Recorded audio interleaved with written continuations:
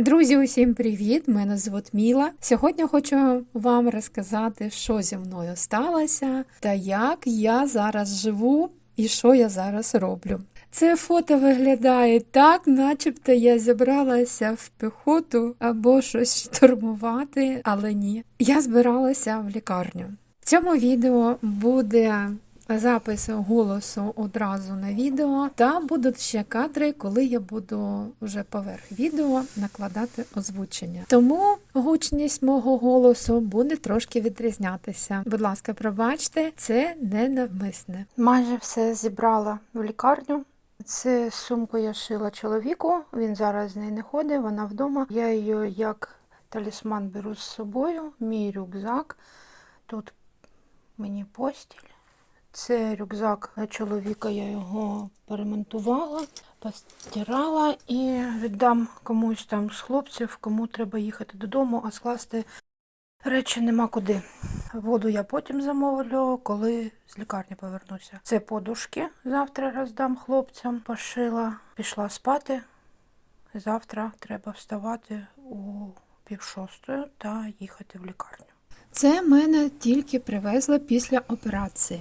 Операція була така. Це була артроскопія мого колінного суглобу та видалення меніску, тому що він у мене був повністю пошкоджений, там шити було нема що. Та ще була резекція жирового тіла Гофа, але я не хочу вас навантажувати усякими такими страшними словами. Мені просто все почистили, все, що у мене було пошкоджено, і все, що там не потрібно було бути. А на наступний день, коли я вже стрибала, в лапках стрибала, почала ходити, я дістала з рюкзака клаптики джинсові, які я зібрала собі заздалегідь, та шила їх просто, от, щоб було якесь полотно. Я ні про що не думала, куди і що пришити. Я просто зшивала, як воно там було, та і все. Та почала вишивати пам'ятну сторінку на свою книжку. Хто бачив вже цю книжку, той знає про неї, а хто не бачив, я залишу вам посилання, ви подивитесь. Це посилання буде на інший мій канал, основний по шиттю. Там багато про цю книжку, про ці сторінки. Все знайдете, подивитесь, кому цікаво. Я знімала трошечки життя свого лікарняного. Це я грію собі сніданок, тому що поки його по палатам розвезуть, він прохолодний стає. Це манна каша. Кашка була дуже гарно зварена та дуже смачна. Полюбляю каші, але сама собі їх дуже рідко варю.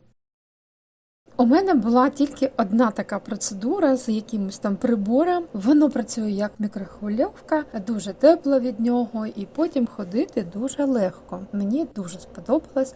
У мене було 3 процедури. Зараз тривога. Ми в Україні, у Харкові. Я між 2 стінами, тригерними для українців. Дуже багато скла.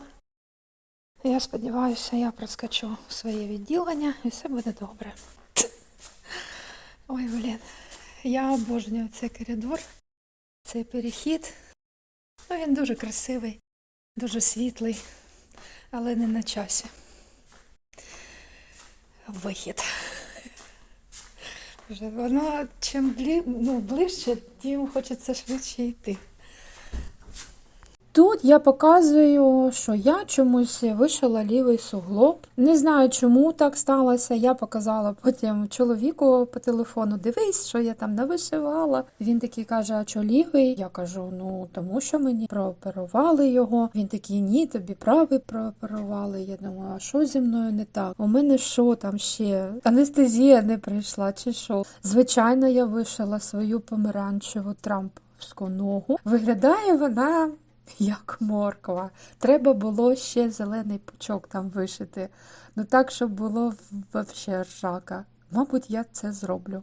Я виходила 3 рази в день в коридор та гуляла. Дуже мені подобалось гуляти ввечері, тому що майже нікого нема. Усі сидять по палатам, усі процедури поробили, лікарі все вдома.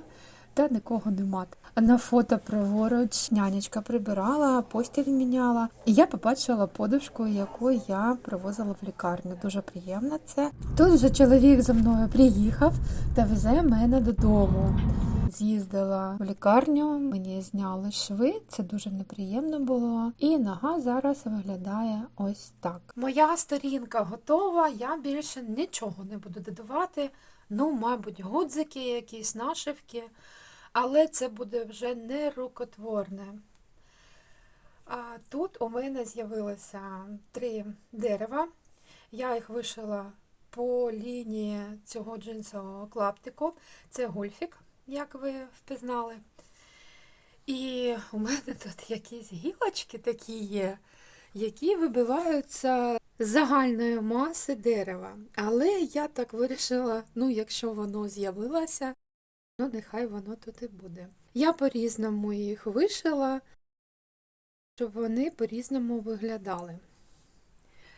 Ну, звичайно, виправила правий. Ніжка моя трамповська, помаранчева. І ще я хочу тут зробити кишеню. Вона буде або отак вхід буде, або зверху, я ще не знаю. Я хочу тут залишити собі на пам'ять довідку, яку ми з лікарем робили 4 рази. Це довідка для чоловіка, щоб йому дали дозвіл приїхати по сімейним обставинам. Чому робили декілька разів? Тому що мій лікар не мог запам'ятати, якого я року народження, коли я попала в лікарню, коли мені робили операцію. Ну, він щось такий, знаєте, заклопотаний був і ми переробляли. Ну, нічого. Розкажу ще, знаєте що, за цю коробочку. Це коробочка від фініків. Я її привезла з собою з Черкас, коли ми виїжджали в 22-му році, і там мій брат ходив в мусульманську общину, і там йому давали продукти. І посеред цих продуктів були фініки, 2 коробочці. І от одну я залишила собі на пам'ять. Ну, я і в Черкасах там тримала оці ниточки, я купувала там собі. І я не хочу її викидати, вона така міцненька, та і нагадує про Черкаси, про людей, які нас підтримали і дуже допомогли. Дуже вам вдячна, друзі, за таку допомогу нам. Дуже вдячна лікарям, які мене підрихтували. Я вам хочу дати гарну пораду. Дбайте про себе, будь ласка. Спочатку про себе, а потім про інших. Якщо б я робила в такому порядку, то от цього не було б ніколи зі мною. Але я цього не робила. Вчіться, будь ласка, на моїх помилках. Друзі, я вам вдячна за все, що ви робите для мене, за підтримку. Та я дуже вдячна за те, що ви живі та здорові. До побачення.